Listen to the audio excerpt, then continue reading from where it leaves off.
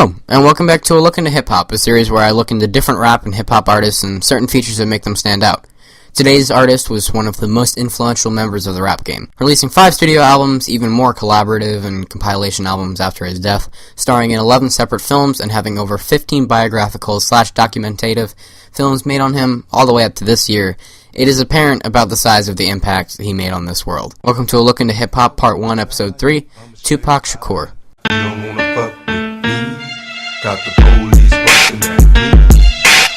LaShane Parrish Crooks was born on June 16, 1971, in New York City, only to be renamed Tupac Shakur 1 year later by his mother after Tupac Amaru II, a Peruvian revolutionizer against the Spanish in the 18th century.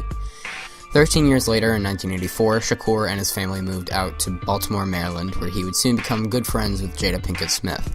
His first musical debut was in his group's Digital Underground first release, This Is an EP release.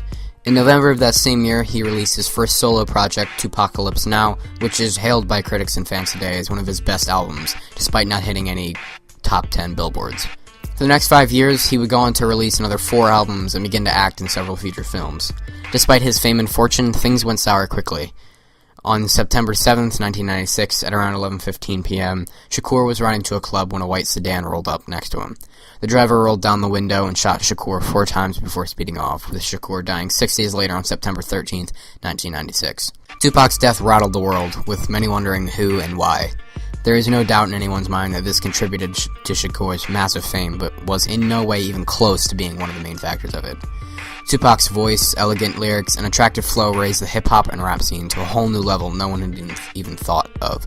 With his lyrics tackling issues of racism, misogyny, and cop killings, he attracted those from all backgrounds. His songs often featured a bass-heavy beat with a usual upbeat feel, no matter the lyrical content. Many of his songs touched on the ghetto life and its effects growing up. Whether rap is a personal enjoyment or not, all of Tupac's music deserves at least one listen. His legacy is one that will never die, and is the reason why I picked him as the final episode of Part 1. Thanks for watching the video. I know these episodes are kind of short, spread out, maybe not the most interesting or detailed, but the next part and the next 2 parts should be a lot more interesting. I'm gonna try and finish this series by at least January of next year.